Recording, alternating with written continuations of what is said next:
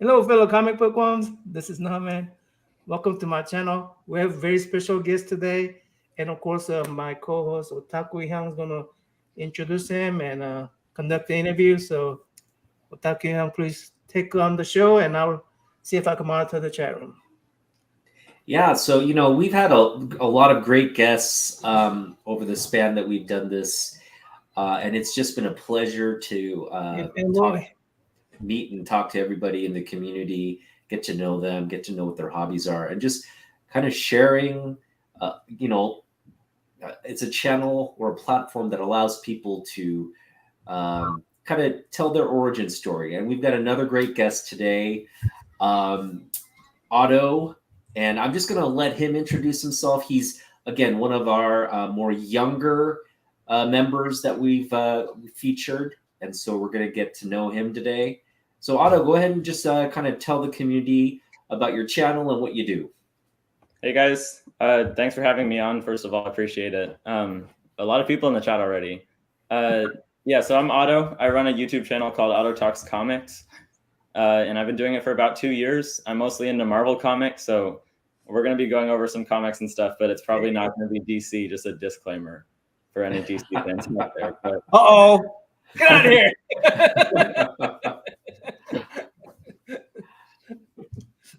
All right, yeah. So let's start at the beginning. What age were you when you got into comics? Who got you into comics? What were you kind of reading and collecting? Tell us about your fanboy. Tell us about your origin story. I get you, fanboy. We're off to a rocky start, guys. So I got into comics at a really, really young age. I think I was probably like 4 or 5. And I had kind of a long break where I wasn't into them for a while, and I got back into it, like I want to say 5 years ago, and started really getting single issues and getting back into the collection and everything. But it started with my sister, who would take piano lessons. And then me and my mom, while she was taking the piano lessons, we'd have to find something to do because I was little, had to be entertained or whatever. And she'd take me to Salvation Army. And they used to have like this shelf where they'd sell $1 comics, but it'd just be like the most random stuff ever. So just like random issues of different runs. And that's what got me into it. I mean, I feel like that's kind of the best way to get into comics, is just to like start somewhere random, especially with companies like Marvel with so much like history and so many relaunches. You got to start somewhere. So that was where I got into it. And then me and my mom, we kind of got into Marvel together. So we also would go to the library and like check out comics. And this one that I have here that holds a special place in my heart, this is Marvel Adventures. So it's like these little mini-sized books. If this is picking up here. And it was like not really set in continuity, but they're just really well written and kind of funny. I can try to show some artwork, but so yeah. Nice. This is one of the main series that really got me into it. And they just have like kind of a random team of Avengers. Like you can see Storm is in there. And then it'd be like Spider-Man and, Captain America, Iron Man. So yeah. Cool. This series is what really got me into comics. So you are it looks like you're a big Avengers fan. I mean, I'd say, I guess so. Not really any more than any other like Marvel team, but yeah. So. Yeah, cool. So checking books out at the library, did you kind of go back and read some of the, I guess, omnibuy or different Marvel history? Do you kind of, did you delve into that, reading like stuff from the other ages? I mean, I think I probably could have. They probably had a good selection, and there was like a good way that I could have actually gotten my knowledge up when I was little, but that's not how I went about it. I think I don't remember too well because it was a long time ago, but I think I would just get like my favorite storylines and just keep on not buying them, like checking them out over and over again. So like I remember I read Planet Hulk nice. 4 or 5 times. Yeah. Uh-huh. So it would just be stuff like that. I remember being really into the Agent Venom, like Flash Thompson stuff when he had the Venom symbiote for a while. Okay. Mm-hmm. So yeah. Cool. Yeah. So you got into comics and you were just kind of into a variety of Marvel. how much did movies play into sort of your appreciation of comics as well? Did you watch the movies, or do you think they're not very entertaining? What's your take on movies? I definitely do think they're entertaining. I'm among the group of people that think that the movies are kind of dropping off at this point, though.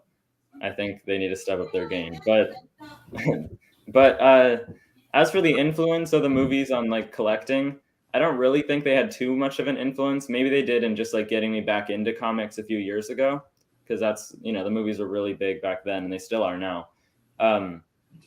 But yeah, I mean, it's its own universe. And honestly, I think it's really interesting to just see the differences between the movies and the comics. Mm-hmm. There's And yeah. Go ahead. And where would you say the bulk of your collection is? Do you collect, older stuff, or just the moderns? Focus on the modern stuff? Are there specific artists or titles or writers that you collect? Yeah, definitely. Pretty much only modern stuff. Mainly just because my local comic shop that I go to doesn't have like back issue bins, so I haven't had too much of a chance to get into the older stuff. But also, I think I just, you know, the modern stuff is like what's going on right now, and a lot of times, at least compared to like really old comics, it's just more entertaining to read modern stuff. I know that's completely understand. No, I made Yeah. the same point last time on my show. Yep.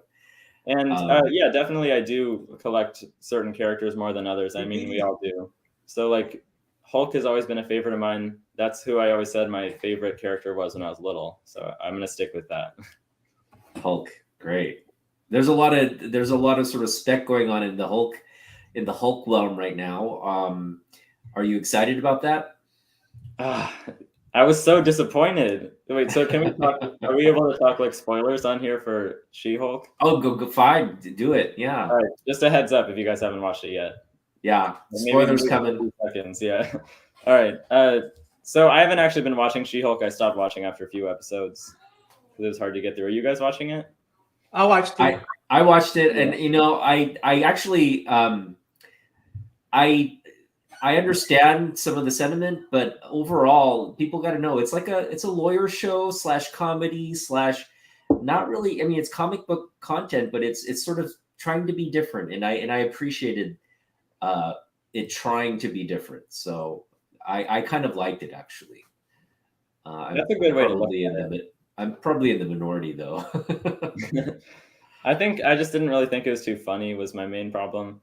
But spoilers, like we said, for the last episode of She-Hulk, I didn't watch it, but I saw the clip online where they introduced Scar, the son of Hulk. Yeah. So that's a big deal. But they just like threw away the whole Planet Hulk storyline. We were just talking about that. And they could have made a whole movie or something out of it. That's what people were excited about. That's what people were like specking on. So that kind of got thrown out the window. We just got that clip where Hulk like got back from Sakaar with his son somehow already. And I was actually excited. I feel like they could have made a good Planet Hulk movie, although it kind of seemed like that wasn't going to happen after they pretty much did that storyline in the Ragnarok movie. I think they still could have come up with something cool, but instead it ended up just being like this kind of like throwaway 1-minute clip from She-Hulk. So. Yeah. Well, yeah. Hopefully, well, who knows? They could still weave it in somehow. But you didn't even like the Daredevil part? Daredevil? I didn't watch long enough to get to Daredevil. So, what do you guys think of that new costume, though? I like it. It's it's yellow. That was his original costume. Throwback was nostalgia for me. Yeah, that's cool. That's what they're going for. Did you watch the? I guess you might have been too young to watch the, because it is I think the original Daredevil series. It was like for adult audiences, but you don't recall watching the original what's his name? Charlie Cox Daredevil series? No, I haven't. I've gotten it recommended to me so much, though. I think it's great, but again, it's a little violent. So you might have been too young. You might still be too young to watch that, but it's good.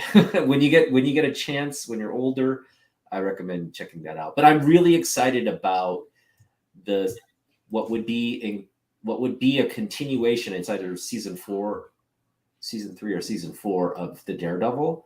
Right. I'm really excited about that series because They did announce it, right? Daredevil Born Again. Yep, Born Again. Yep, that's awesome. Excited about that. Hey guys, I'm going to interrupt a little bit. Commercial interrupt. No worries. Cool. I'm supposed to announce this at the beginning. There's a American Casting Society. The whole comic book community is involved right now. Everybody's advertising this event and giving prizes away. I mean, this community is awesome doing this. Rob from Fast Tech, Gary B, Casual Comic Guy, Tyler the Mighty, Brian LCS. I mean, what's his name? Nick, with Legion, and just tons and tons of people are involved. And right now they're up to $12,649. That's incredible. I'll provide the link here on my channel. I'm not going to offer any prizes. It's up to you guys to donate or not donate.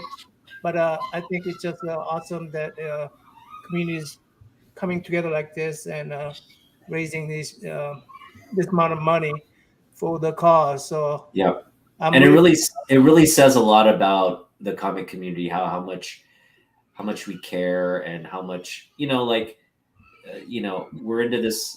We're into books, we're into hobby, we're into collecting, but at the end of the day, we're also cognizant of today's issues, and we're caring, and we're passionate about the community around us, the people around us. So that's just amazing. That's because I know this.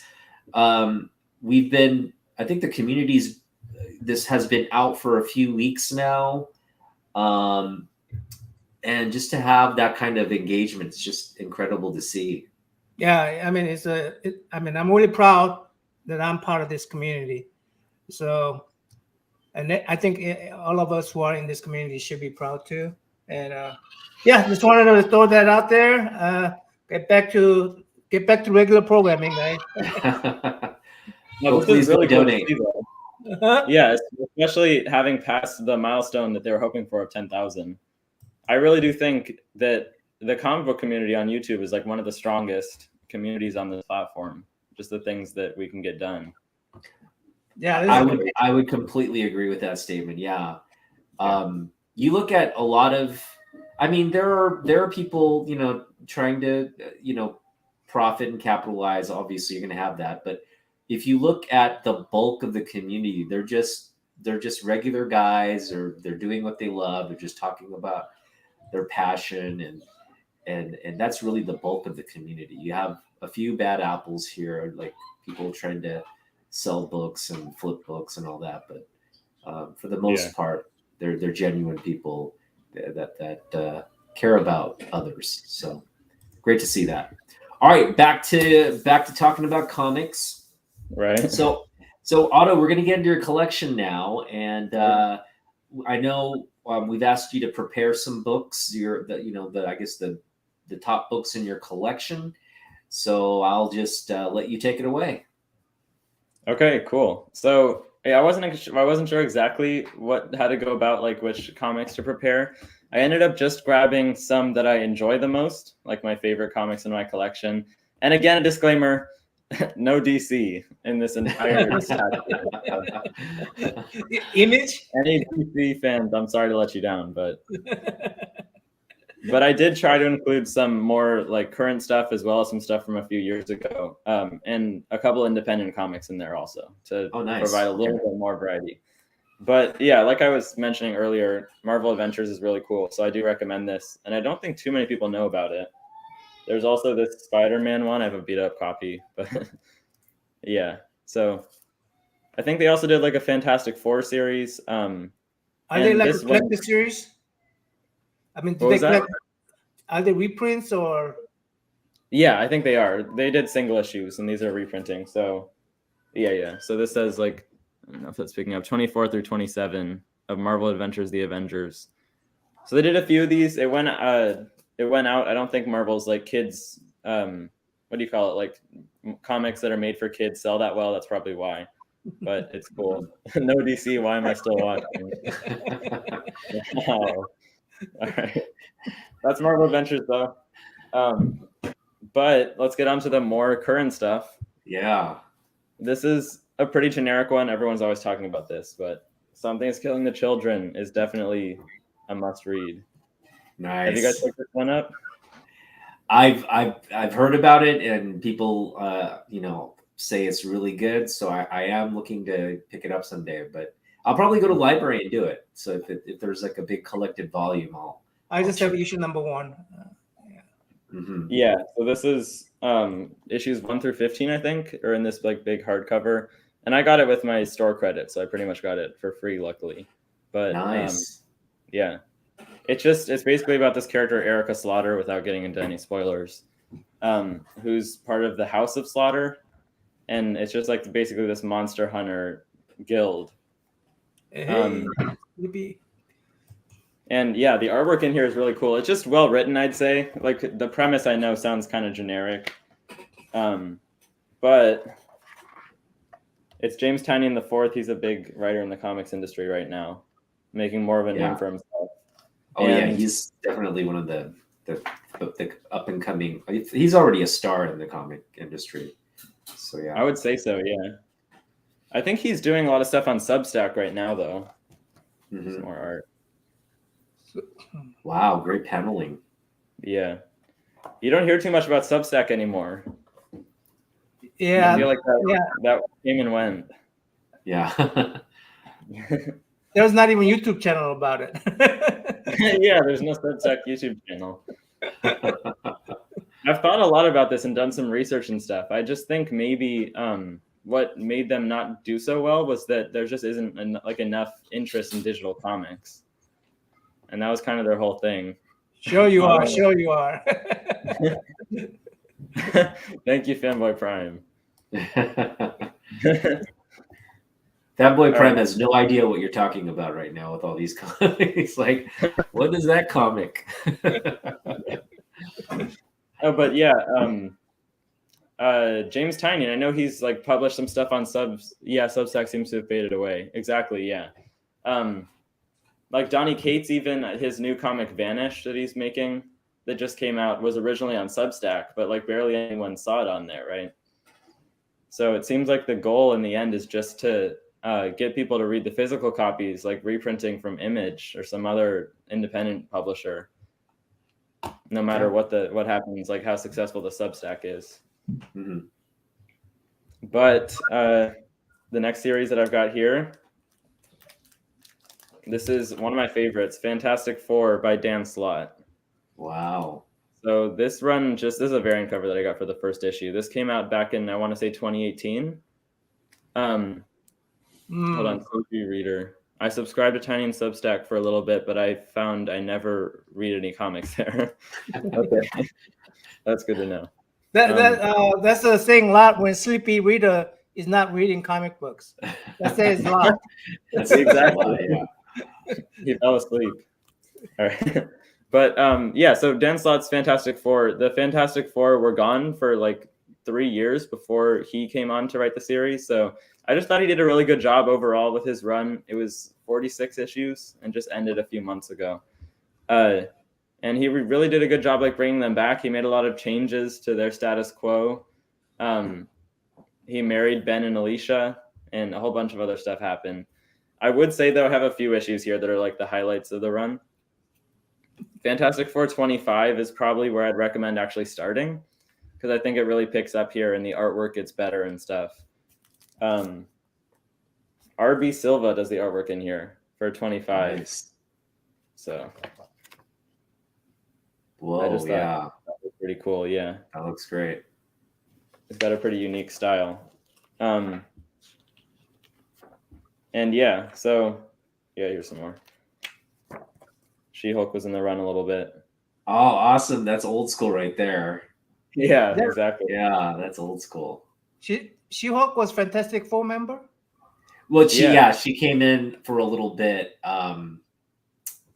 during the John Byrne run in the 80s, in the mid 80s, early to mid 80s, right? Yeah.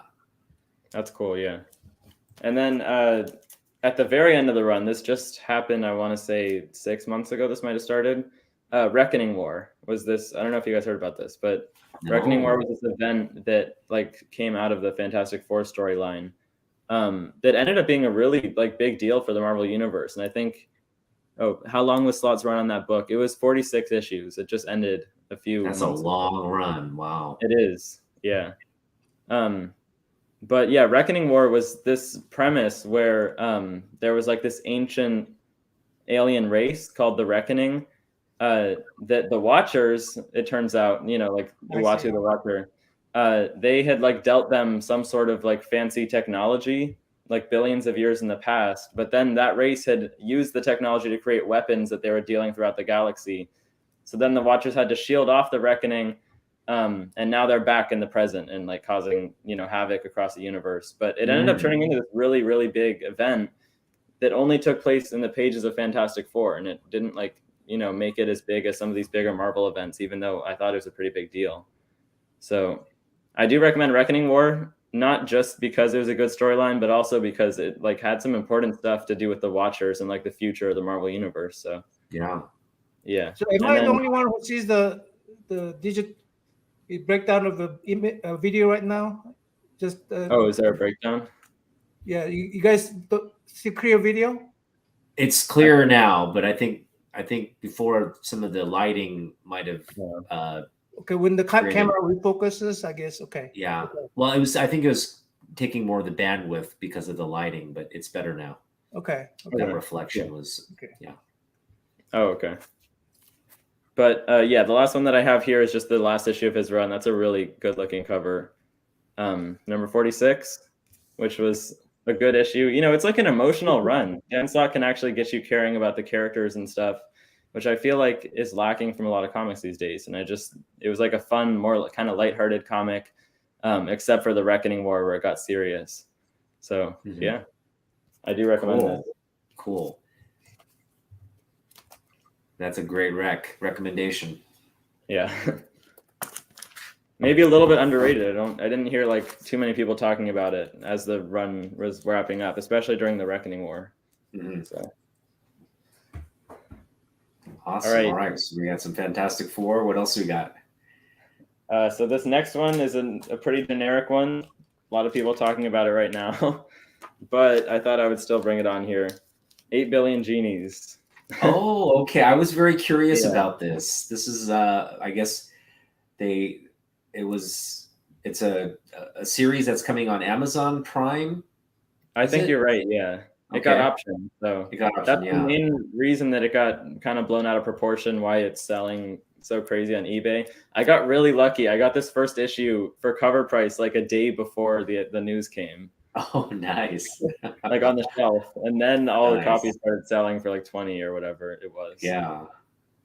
But it's basically, the title almost says it. It's every single person on Earth gets it one genie and one wish. And then the interesting thing is that each issue like covers a different time period. So I've got the first 5 here. I got second printings for the second issue here. Wow. So yeah, it's just the artwork gets really insane here. It's by Ryan Brown is the artist on here, who I'd never read anything by, but he's really making a name for himself, I'd say, with this series. Because there's insanity going on outside, but it like consistently follows this one cast of characters, and they're staying in this bar where in the first issue, the bartender, his wish is that anything from the outside can't affect whatever's going on inside the bar. It's like a safe haven. Oh, nice. I'm curious. Could I look inside of that a little bit? Yeah. Let me take an issue out. Yeah, take the second print out. Don't take the first print out. Yeah. But each issue, the interesting thing is each issue covers like a different period of time, and it's always using the number 8. So I think the first issue is like the first 8 minutes after the genie's gone. And then like 8 days. Yeah. 8 years. Okay, that's interesting. So the one thing that I don't like too much about this series is the comedic aspect to it. I feel like it should take itself a little bit more seriously. So you can see each person has a genie that like looks like them.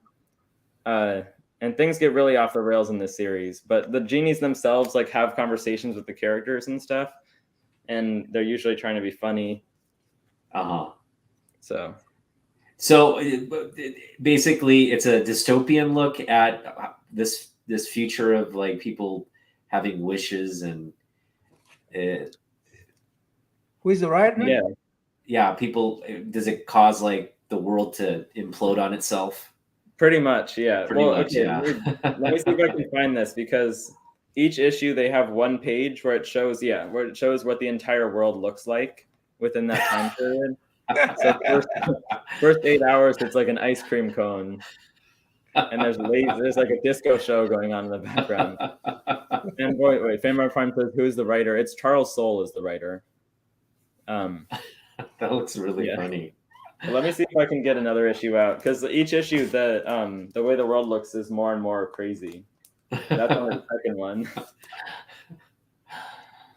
To be honest, I have no idea how they're going to pull off making a show out of this. Oh yeah, I mean, it'd have to draw a lot on the digital, the CGI, and really following the comic book structures. So, which they could do. Yeah. Okay, here's the first 8 days. Oh no. Yeah.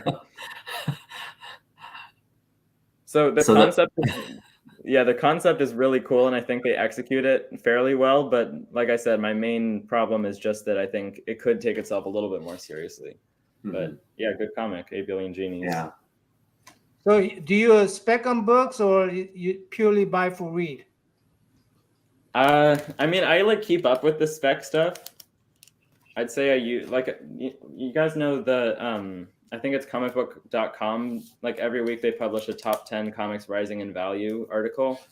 So I read those. But no, I don't really like go out of my way to buy comics for spec or anything, just because I've never sold online or anything like that. So I don't really think there's too much. A true collector right here, guys. A true collector.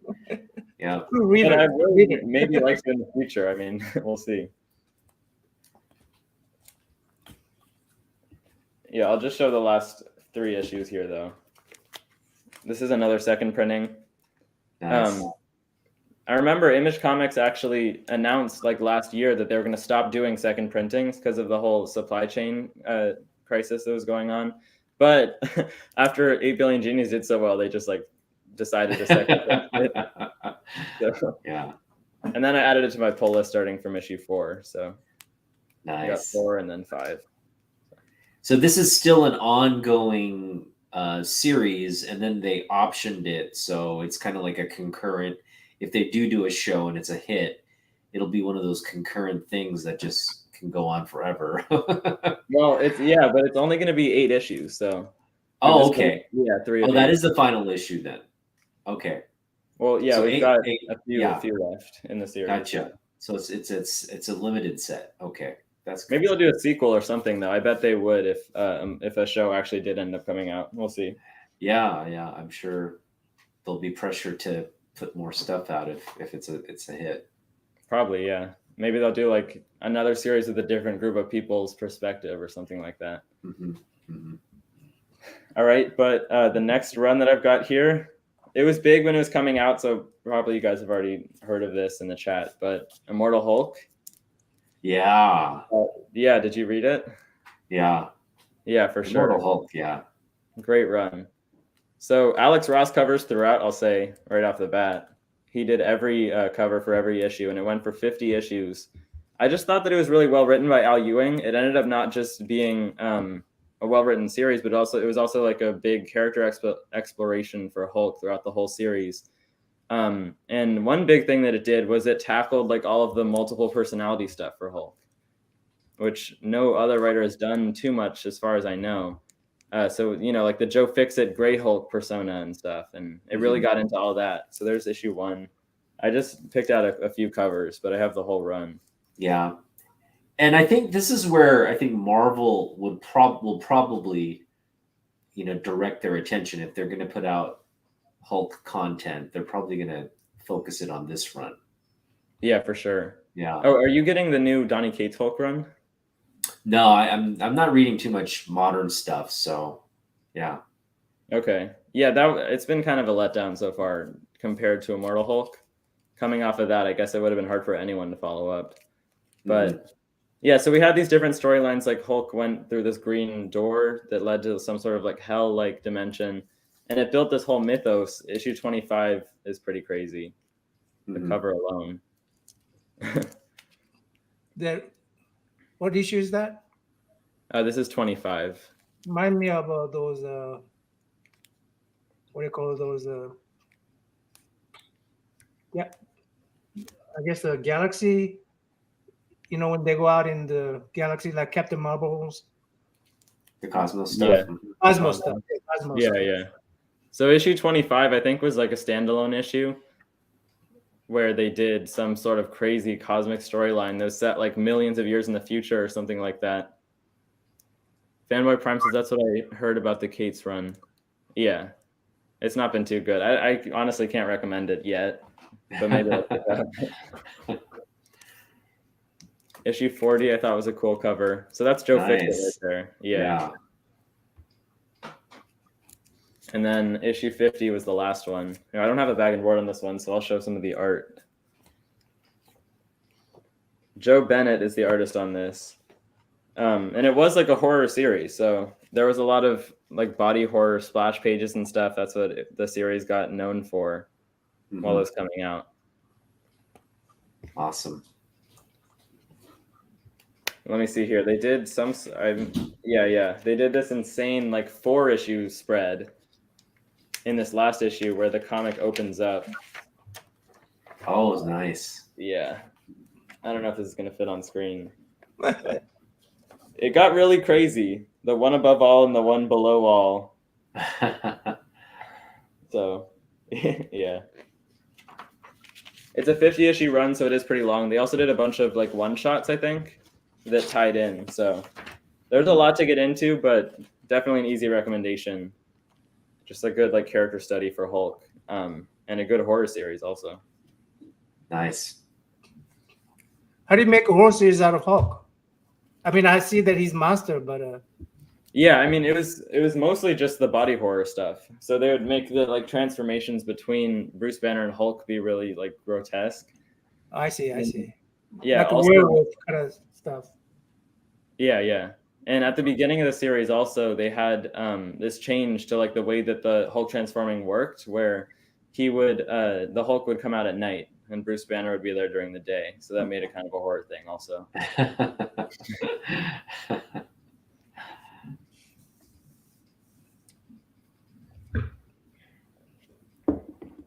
All right, but yeah, I've got a few more series here. Should I keep going? Keep going. Yep. Sure. Okay. This is your show. All right, so this next one is Deadpool. This is, I think, a 2018 run, I want to say. And this is just a really short run, but I really enjoyed it when it was coming out. So this is by Scotty Young. He just had a 15-issue run of Deadpool. And I don't know, I thought he captured the character well. And this was coming off of Jerry Duggan's run, which was like, I don't know, like 6 or 7 years long, something crazy like that. And he was just the Deadpool guy, right? That's what he became known for during that time. So it was hard to follow up, but I thought Scotty Young did a great job. Did Scotty do some of the artwork for it, or just the writing? Just the writing, actually. Nick Klein is the artist here. Yeah. Okay. That doesn't look like a Scotty Young's art. No, it doesn't. I have a variant cover that I'll get to, though, that he did. But yeah, I mean, I don't have too much to actually say about what happens in the run, but it was an interesting structure where it would mostly just be like one-off stories. So this one I wanted to highlight. It was really good. They published it in December, right? And the whole story is Deadpool getting hired to kill Santa Claus from a bunch of kids that like started a GoFundMe because Santa didn't give them gifts on Christmas. I don't know how much of this I can show. It's like a really insane. Are these cannons? Are these cannons? I think so. Yeah. Wow. So they brought in Santa Claus like all depressed, and he had lost a lot of weight, and like the elves had taken over. There's a lot. Santa's a omega of a mutant, right? Yeah, I heard that. Yeah. There's some really weird. You don't want to mess with him. Yeah. There's some really bizarre lore behind Santa Claus in the Marvel Universe. That's hilarious. Yeah. When that started, when that Santa thing started. I don't remember back in it was in the 80s, I think, when Really? they started that. Yeah. I think it was also in the 80s when they said he was a mutant, wasn't it? Yeah. Right. That's so weird. But that's funny. So yeah. he doesn't end, do they end up being friends, or what happens? I don't remember exactly. I think it ended up being that there was there was this elf that was actually the evil one behind shutting down the workshop. Oh, so the elf was behind the children not getting their presents. And then I think Santa Claus ended up like getting back the North Pole, and it ended up being okay. And then this last issue, this is actually the last issue of the run. It was only 15 issues, so it's a quick read, but really well written by Scotty Young, and the artwork is cool also. So this is actually a cover by him. Mm-hmm. One of those carnage eyes covers. That's a great cover. Yeah. Awesome. Beautiful. They're coming out with a new Deadpool series. Yeah. I think coming out next month. Yeah, they're gonna relaunch it. So yeah. Did you guys see the news about the new movie? Of course. Wolverine's back. Wolverine. I'm so excited about it, actually. Because I liked the first Deadpool movie. I thought it was great, but I wasn't like, I didn't think it was like the best movie in the world. And then the second one was kind of a little disappointing. But now with Hugh Jackman coming in, I am definitely excited for the last one. And this will be the last one. Yeah. And are you guys like caught up? Have you seen all the X-Men stuff? Because I haven't seen too many of those movies. I did not see the Apocalypse one, but I hear it. So I have two reasons. So I have a reason to watch it because Olivia Munn plays Psylocke, and I am such a big fan of hers. Oh, cool. And she really pulls off the Psylocke look. So I really want to watch it for her, but I hear it's not that great the way they did Apocalypse, and it just wasn't well done. So yeah, that's actually one of the ones that I did watch. I think I've only seen like the original one and the Apocalypse and like some others, so totally in the wrong order. But yeah, I didn't like it that much. The Psylocke parts were pretty cool from what I recall. So it might be worth watching for that. But like, I don't know, Apocalypse, they just kind of made him a boring villain, maybe. Yeah. I think that the criticism was that it just didn't look like Apocalypse, right? Like they didn't do a good character Logan design. is my favorite X-Men movie. Logan. Logan? Oh, Old Man Logan? Yeah. Oh, that was good. Old Man Logan was good. Yeah. I should see that. Yeah. It's like a Western to me. That's like a Western. Not a superhero movie. Old Man Logan was good. I gotta say, First Class and I haven't seen that one. First Class was good, and also what is it? Days of Future Past. That was that was really well done. It wasn't anything like the comic, but it kind of followed the same premise of going back in time and trying to change events to influence the future. But it was definitely I enjoyed it a lot. It was well done, the way they weaved Mystique into it, and so it was pretty cool. Okay, that's good to know. So Days of Future Past and Old Man Logan are you guys' recommendations? Yeah. Okay.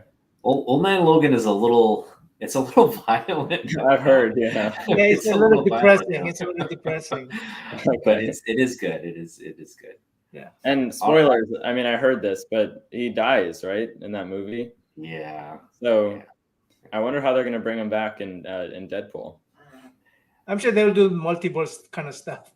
well, that's the thing about Old Man Logan and the Deadpool timelines. I think it's probably before that, because Old Man Logan, we're not sure when it's set. It's just set in the twilight of Logan's, because his healing factor runs out, right? So that's what ends up doing him. But so obviously the Deadpool stuff is going to be before that. So and it's not really MCU because it's just it gets complicated when you think about MCU continuity versus everything else that's out there. So I guess you could delineate it that way. First Class and Day of the Future Past. I'll recommend it. Okay. Yeah, Okay. thanks, Good to know. Tomboy. Thank you. I think I did see First Class actually. X2 was good. Okay. For his time. Yep. Oh, Patrick Stewart. He's getting old. I wonder if he's still going to come on to play Professor X at all. He looked very feeble in. What's your knowledge of The Next Generation? Did you watch that? Star Trek? Watch that? Yeah. Yeah, I'm not like a really big Trekkie or anything, but I've watched like a good number of the Next Generation episodes and some of the original series. Oh, great! Yeah. You guys into Star Trek? Well, I am. So I grew up during the whole Next Generation, series. So I watched it pretty much from beginning to end. There were 8 seasons, Young? How many seasons did it go for? It went for a long time. Okay. Almost, I want to say it's like closer to 10 seasons, maybe 9 or 10 seasons. Yeah. But all I know is I watch every episode, but I don't know. Yeah, I mean it's fairly expansive. But they just announced during New York City Comic Con, they had a panel with all the original cast members. They all came back for season 3 of Picard. Oh, all of them? All of them. The entire cast. The entire cast is back. At the same time, or they came at the intervals? No, they're all back for the season storyline. I just won't go and watch the trailer. There's a trailer on YouTube. I will, yeah. But it's like the trailer. If you don't watch that and get excited about this series, if you're young, you will like it. Anybody who's a TNG fan, the Next Generation fan, go and watch that trailer. It's going to get you so hyped for that season. I will. They bring out the entire crew. I just don't have I got too many streams. I'm paying for too many streams. Yeah, I don't have like access to Paramount. Yeah. But I'm actually hoping to get it, because I do get stuff from the library. So as soon as the season's over and it comes on DVD, I try to get it from the library and watch it. So I've been watching Picard. Yeah, I've watched season 1. I've watched a few episodes of season 2, but I haven't really invested the time to go through the whole thing. But it's good. Yeah, I enjoyed season 1. Picard season 1 was I'm getting my Star Trek fix by watching Orville. Oh yeah, Orville. Nice. Yeah. Wait. So what is that exactly? I haven't heard too much. It's like a spin-off, but not canon, right? It's not a Star Trek at all. But I mean, just a spoof over Star Trek. Yeah, but it's a little serious than spoof. I mean, yeah, it's a what's that Star Trek best Star Trek movie ever? What is that? Wrath of Khan? No. I mean, I love Wrath of Khan too, but it's not a Star Trek movie, but people call it the best Star Trek movie ever. Galaxy Quest. Oh, that was okay. That's supposed to be. That was a comedic spoof of it, right? Yeah. Yeah. Really? People call that a best Star Trek movie ever, even though it's not a Star Trek movie. Interesting. But that's really funny. But overall, sort of does that kind of number, but except it's not that much of a spoof. Okay.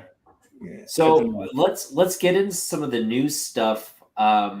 What event, book, news, movie, what kind of I guess current event stuff are you looking forward to in the next year or months? What are you really sort of hyped about, looking forward to? There's always a lot to look forward to in the comics industry, I'd say. I guess, like, as much as I hate to say it, any Marvel events that they're like hyping people up for, I usually am excited for by the time it comes out. So like there's this Spider-Man event coming up called Dark Web, which I think will probably be pretty cool. And they're like bringing back Ben Reilly for that, but as a villain. So that could be interesting. But beyond that, like you said, movies. I honestly think that Black Panther: Wakanda Forever is going to bring back the MCU. I think that's going to be like their first really good movie in It in a looks couple years. amazing. So It you're looks not gonna watch amazing. Black Adams? Black Adam. You're not gonna watch Black Adam? He's like, who's that? Have you guys seen it? I want to No? see it. That looks great. No. Both. So I think Black Panther and Black Adam both look amazing. I'm looking forward to seeing both of them. And I do know what happens at the end of, because I saw it on YouTube. There's just no way to avoid it. I did see a spoiler on YouTube, but I'm just so, when I saw that, I was like, oh my gosh, they're doing it. It's coming to fruition. So I'll just leave it at that. Okay, I am planning on seeing it. Yeah, I think I'm going to see it next Tuesday. I have like this weekly thing that I do with my cousin, where there's a Cinemark downtown where they charge like $6 or something like that on Tuesdays, because it's just like their least busy day to go see a movie. So yeah. Have you seen it? Is it like a matinee? Pretty much. Well, no, but it's like a nighttime thing. Oh, okay, great. Yeah. If you haven't seen reviews yet, you might not want to look them up for Black Adam. I'm sure they're bad. Yeah. Well, Tylex the Mighty. What do you guys think of today? He's been busy promoting the cancer awareness, or was that cancer donation thing? So good job, really busy today. Good job, dude. Congratulations. Tylex is amazing. Tylex the Mighty. You were gonna ask a question, Otto? I was just gonna say, what do you think of Dwayne Johnson like joining the DC universe? I think it's great. Yeah, I mean, I'm not like I liked him from the wrestling days. You know, do you smell what The Rock is cooking? I thought he was like, he's really 50-50 with movies. You know, some of his movies succeed, some of his movies don't. You know. That's true. And I hope this is one of those good ones, not his bad ones. He just looks so, mean and he just, for me, if you're gonna have Black Adam, because Black Adam's had sort of different iterations, but to have a guy like Dwayne Johnson play him, I think does the character a lot of justice. So I think it's going to be interesting to see, and I think DC's had a tough time of it with the movies as of late, and so I just like to see some of this stuff beyond Batman kind of do well and kickstart some of these other DC projects. But for sure, we'll have to see how fans respond to the Black Adam. I hope it's good overall. It looks like a fun movie. It does, yeah. I'll be really curious to watch it and see how it is. Do you think that they're like leading to a Black Adam Shazam thing? Because I'm down on my knowledge here, so you'll have to help me out. But Black Adam is like primarily a Shazam villain, right? Oh, they're bringing Superman back. They're bringing Superman back. Oh yeah, don't spoil it. No, that's already out there. It is already out. Okay, so it is out there. I mean, it's out there. Oh, is that the spoiler? But so okay, that's a spoiler, right? Yeah, I'm sorry. I hope I'm not shocking anybody, but so Henry Cavill, I know they teased it. They teased that Henry Cavill could come back, reprise his role as Superman, but it's confirmed now. So Cavill's coming back as Superman, and I think you're absolutely right. I think what's going to happen is you're going to see Superman team up with Shazam. Oh. And to take down Black Adam. That'd be cool. And the thing is, there's a precedent. So it's been done in comics before. There's a whole Roy Thomas story where the two of them team up, and really it's Black Adam is like handily defeating them, and it just takes really. Yeah, and it takes a little bit of trickery on the part of Shazam to best. Looks like they're going to be really brutal with the Black Adam, not like a Superman. He's going to be really brutal. A brutal fight or a brutal villain. Yeah, just kill everybody, kind of stuff. They're like really emphasizing on how Black Adam kills people in the trailer. I'm Well, not I like mean, he's a villain. He's a villain. At the end yeah. of the day, he's kind of like the Punisher in the sense that something bad happens to him, you kind of empathize with that, but at the end of the day, he's doing bad stuff. So I like you that. can't be Yeah. on board with that. I think that's like a really interesting movie idea to try to pull off. They did it with Joker, right? Just like trying to make you empathize with the villain, but also not like trying to lean into them being any sort of hero. You're Mhm. still just telling their story and their like villainy arc and everything. Yeah, and in fact, I think they're doing it more so now in DC Comics. They're focusing on the villains and just focusing on how sort of mentally ill they are. That makes them do these things, and that's real different. That's a real different take than just being completely evil, right? Like falling back on something that makes you that way is a little bit more human than just face value doing bad stuff for them just to be bad. So For yeah. sure. Yeah. And it also just like gives a good chance to tell more storylines, right? Like Marvel and DC are always they've run out of like almost every idea they could think of. Absolutely. The run is starting to, or sorry, the well is starting to run dry, right? So Yeah. exploring like villains' origins and more Yay. about a comic journey and more about like the actual mentalities behind it or their mental illnesses or whatever it might be. Yeah. Interesting. Yeah. Yeah. What's your take on like phase 6 of Marvel, like the slate of movies that are coming out? Is there any you mentioned that you enjoyed Fantastic Four. There's a lot of Fantastic Four sort of related content coming out. Are you anticipating anything? Looking forward to anything there? Yeah. I mean, I'm trying to remember what they've got going on. Fantastic Four, definitely. I think if they do it right, it could just be a great movie. And there's not any like, I mean, there hasn't been any sort of like family team at Marvel Studios yet.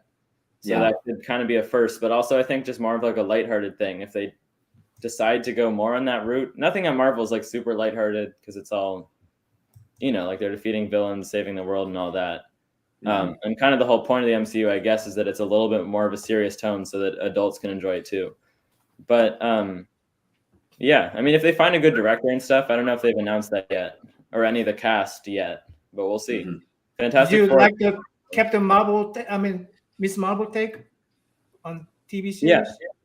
Did you guys watch that one too, Ms. Marvel? Yeah. Yeah. I haven't watched Ms. Marvel, but Okay. how was it?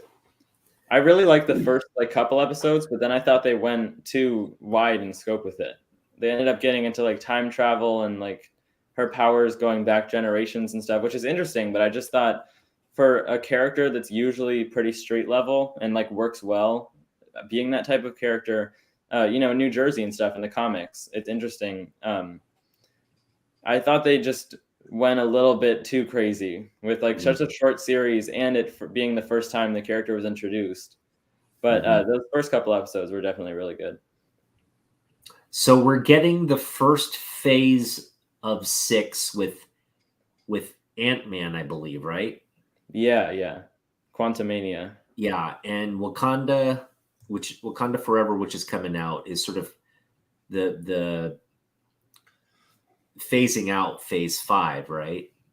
I think so. I think you're right. Yeah. Yeah. So we're gonna see. I think we're gonna see a lot of.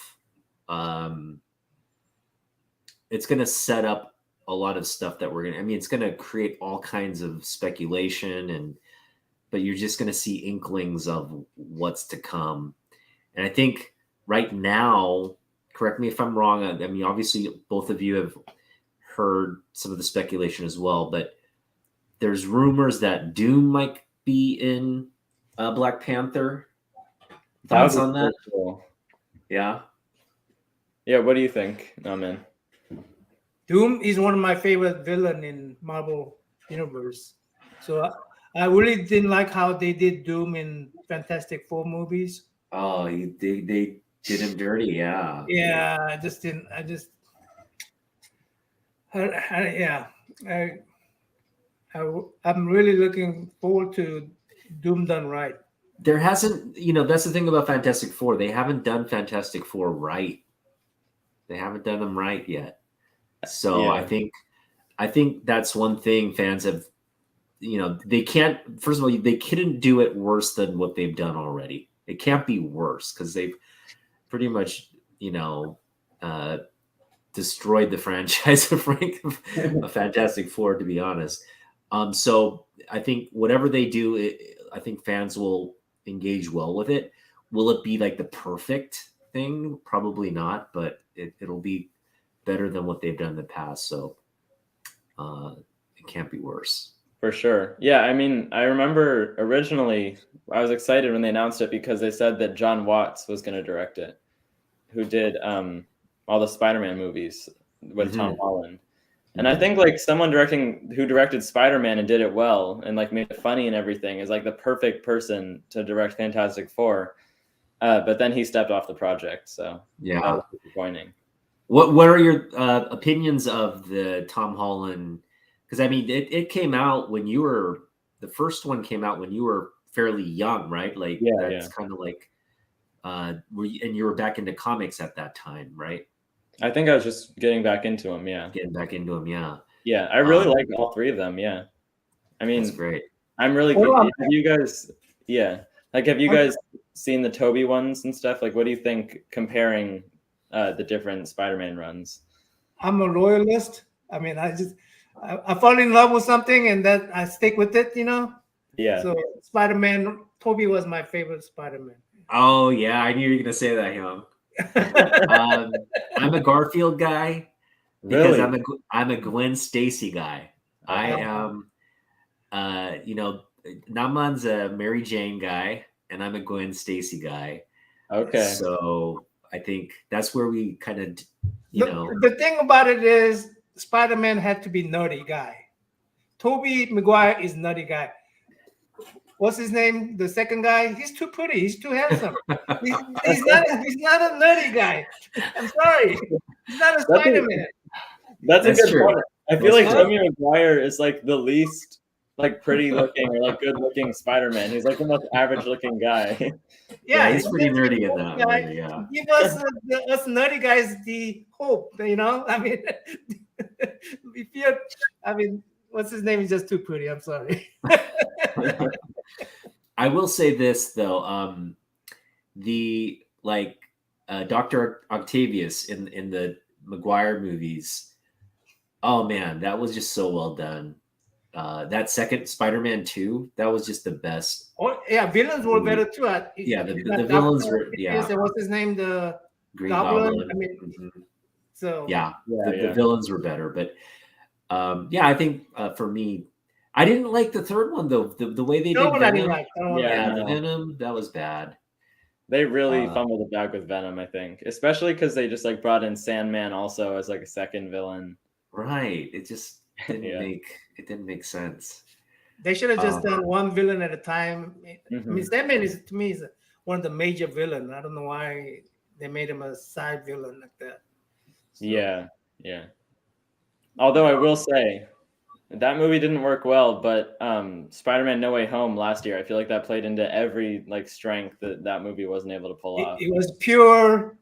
They're selling nostalgia, and I bought it. I mean, this. It was great. Yeah, it's one of those guilty pleasure. There's no real story there. Yeah, like they just bombard you with nostalgia, and I'm going, right? Yeah, give it to me. Pure fan service. Yeah. And the thing is, like the three Spider. I mean, they were all stars in their own right? But when they share the screen, like they each command the screen, like it's a balanced commanding of that role. Like they're all Spider-Man, they're all kind of equally commanding the scenes and working as a team. It was great. It was just really done well, I thought. Let me segue here. I wanted to ask this quite a bit. I mean, to younger people, you think the comic book collecting will die, or you think that it will continue on with your age groups? That's a really good question. that that I feel like we're all trying not to acknowledge too much. But I mean, yeah, I don't really have an answer. I feel like I have thought about it a little bit, and I think it could definitely take a dip, but I could see there being like a comics, I don't want to say like renaissance, but like, another interest in comics, like a big wave of it happening all at once. And it's going to happen at some point, I guess. But the way things are going right now, I think there is more of like a generation of people that are interested in comics, and the movies are helping with that a lot. That's one really good thing about them, is getting people interested in comics again. But like not as much as you'd think, right? It's still not too mainstream of a hobby to be into comics, and it is a big thing. Like obviously, there's a big network of comic shops and stuff across many countries. But I guess we'll have to wait and see. It'll be interesting. I think it'll never. I honestly think it won't die. That's my opinion, because it's kind of like baseball. It's been there. It's part of like American culture. It's something that corporations and brands and everything, American culture is going to support. Everybody knows Superman. Everybody knows Spider-Man. These are just household names. So it'd be really, even if an entire generation turns their attention away from that, it's just too strong of a presence for it to completely go away. So yeah, that's true. And I think, oh, sorry, go ahead. I mean, when I was collecting comic books, I had my age group that I could trade with, and does that exist for you? Or oh yeah, like having people to talk to about comics and stuff. Yeah, your age group. I mean, no, really, not exactly. I don't have any like close friends that are into comics. But I will say you can always talk about Marvel movies with about anyone, and that can sometimes translate. Yeah, that can sometimes translate into me like explaining comic storylines or whatever that have to do with the movies. But that was a good question, yeah, because I don't really have any like group of friends or anything that are into comics. I think it really is. There's just a lot less people in the younger generation, but we're still out there, just sprinkled out. And there's some other, like kids, teenagers that have comic book YouTube channels. So I think that's probably helping to spark interest again. I'm not sure, but we'll see. Yeah. I mean, we could be in our little own bubble, I guess, yeah. Yeah. Yeah, I mean, there are enough of us. I mean, we're not. I think the hobby, it's not mainstream, and because a teen, being a teen, there's just so many things you can be into. But there's enough of us. There are enough people out there collecting for it to remain. But I mean, yeah, these companies, they're selling enough books to stay in business, obviously. So there are people buying and reading them. So yeah, and I mean, it still is like a pretty big thing, like I was saying, right? Because you hear about these comics selling like 100,000 copies sometimes. That's like, I think, pretty good. That is, yeah. Yeah. That is. All right. So what's coming up on the channel? Like, just sort of give us a feel for, the content you create, how often you do it, and sort of your focus areas, and give us a preview of what's to come. Sure. Yeah. So my main like backbone behind the channel right now is I do new comics hauls. It's like, it's an easy way to get content in. It's just like I show the new books that I pick up every week, and I talk about them and like give info on them and stuff like that. And then I also do like comic reviews pretty often, and try to put them out on the same days that the comics come out, because there's usually a good amount of interest in reviews. And what I recently started doing was live streaming, like we are now. Yeah, I saw your post live stream. Yeah, thanks for stopping by that, by the way. Yeah. And that was a lot of fun, so I think I might keep on doing that. Got to think of some more like stream ideas, though. I'm thinking maybe some sort of like comics trivia thing might be cool. Doing like live would be cool. trivia with the chat. I'm not sure. That could be interesting. So, I mean, not much going on the channel right now. But yeah, I'm just trying to keep on going with the regular content. Excellent. What you I'm were actually- talking about? Oh, go ahead. No, I didn't. Go ahead. Oh, go ahead. Yeah. Go ahead. So I've got some CGC books coming back. Oh, Really? Yeah, I'm very excited about that. And they're signature series books. So these are going to be 3 of the 4 books. So I'm getting 4 books back. They're in 2 different submissions, a submission of 3 and a submission of 1. So I'm getting 3 books back first, but I'm going to hold off on unboxing that until I get another 1 back. But they're all signature series books again.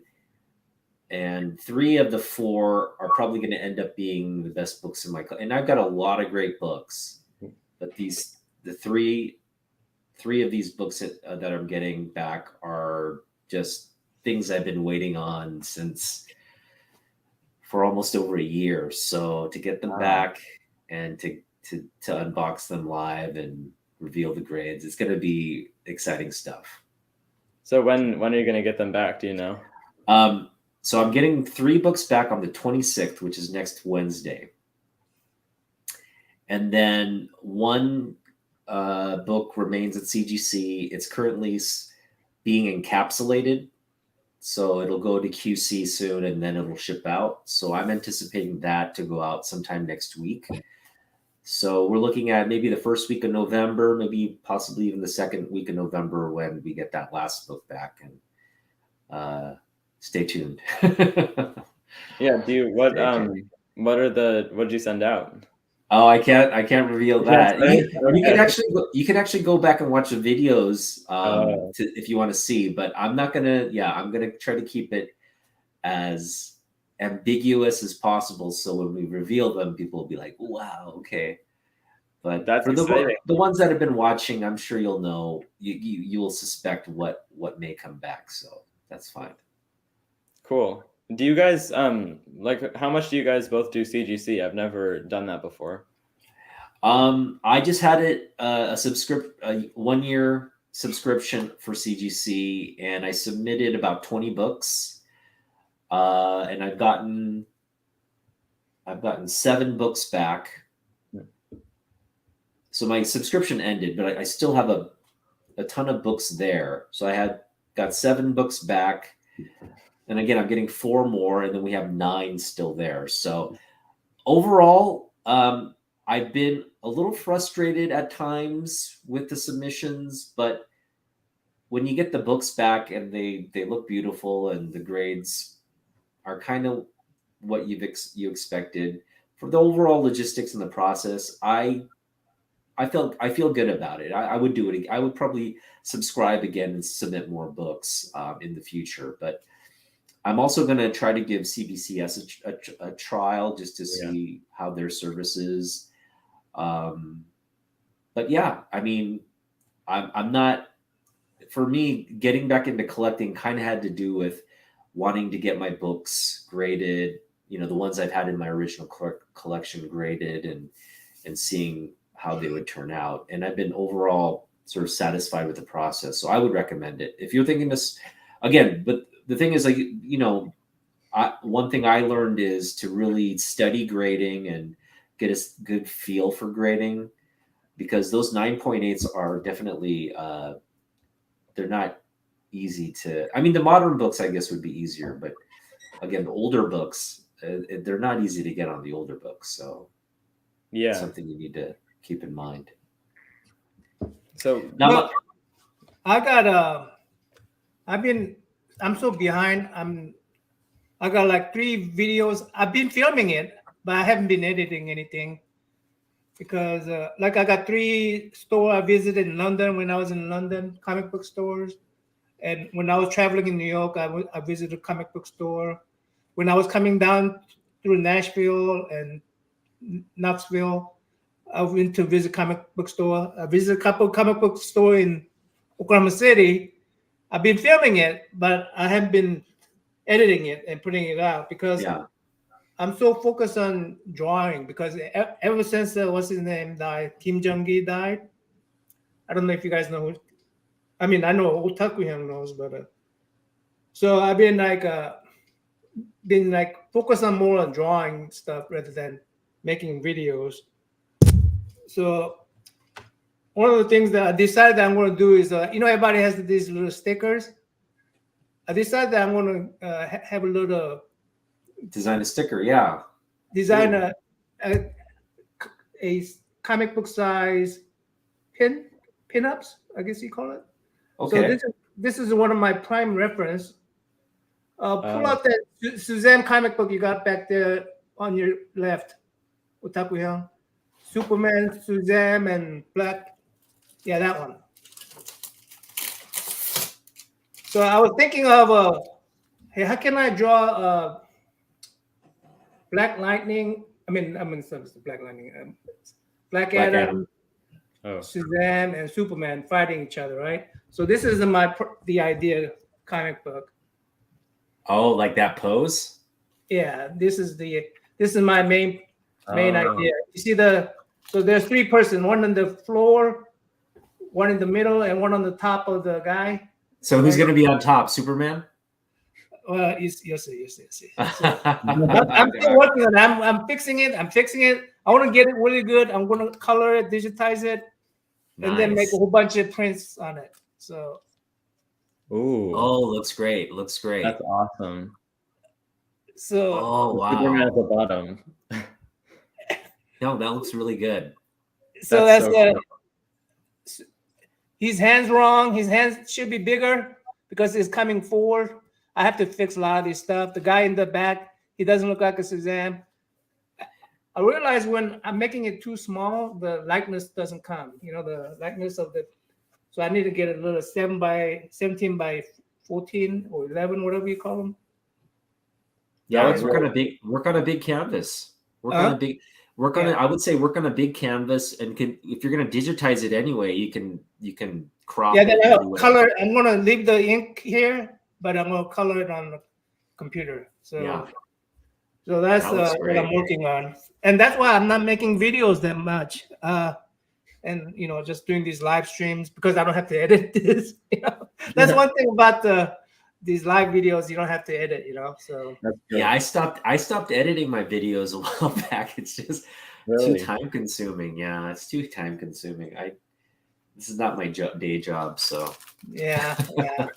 I actually, the other day, I'm having trouble right now with putting out videos because I used to edit on my mom's computer, and she had to like switch it out because it was her work computer that she got from the school district that she works with.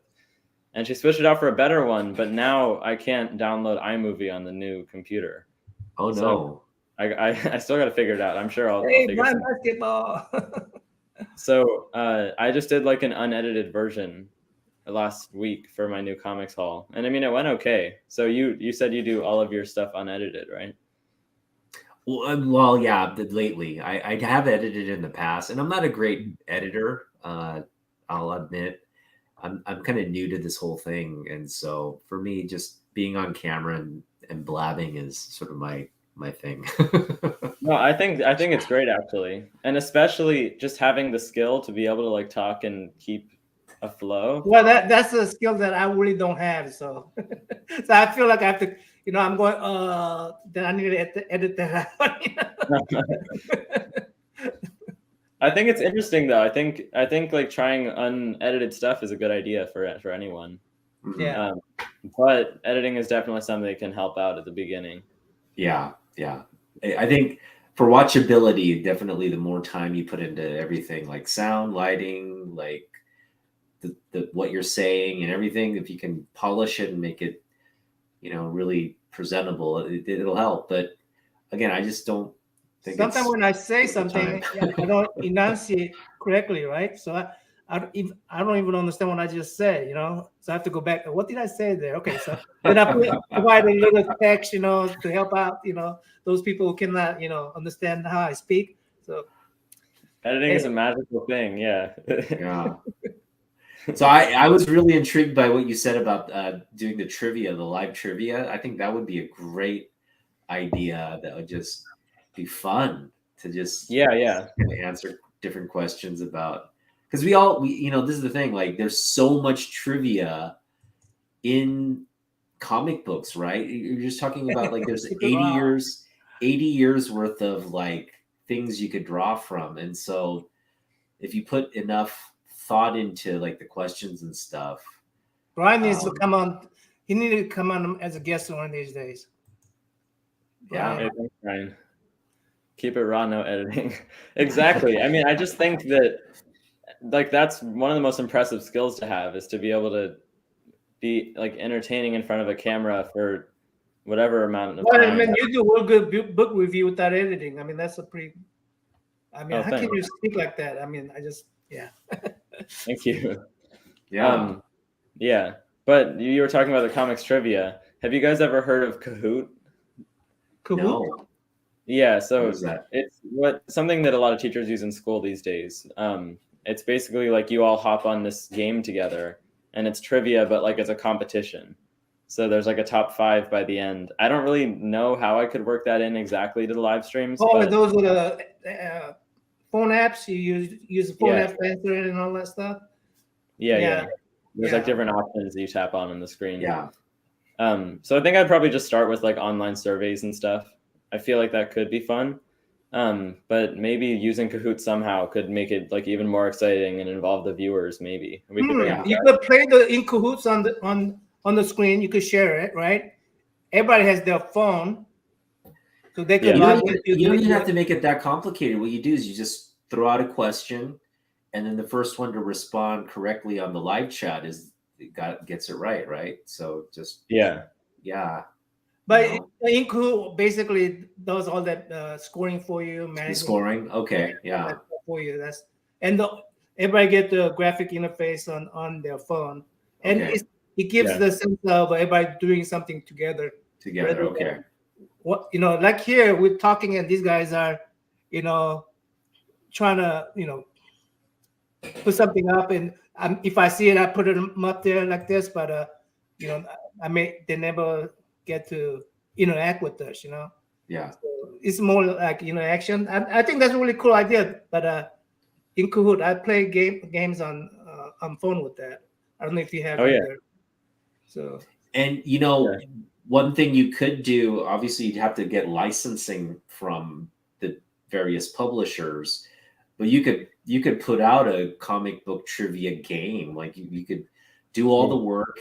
At the end of the day, like throw that idea to the publishers and get royalties from selling that game, and you'd make a lot of money if you could put a very thoughtful game together, right? Because I know a bunch. Yeah. Everybody who loves trivia games are already like comic book nerds anyway, so I think that'd just be a good way to spend it. I'm just bad at trivia. Yeah. Yeah. I mean, what is that thing? I forgot. My memory is bad too. My memory is really bad. I'll have to. I'm glad you guys think that's a good idea. I'll have to give it a test run, maybe next weekend. We'll see. Yeah. Really. Give us a heads up, and then we'll come by. Okay, sure. And yeah, I mean, it could end up turning into like something with guests. I'm not sure, but Brian basketball, great idea, he says. So thank you, Brian. Well, it's about that time. It's been a long day for me, so guys. Okay. Chat room guys, I really appreciate it.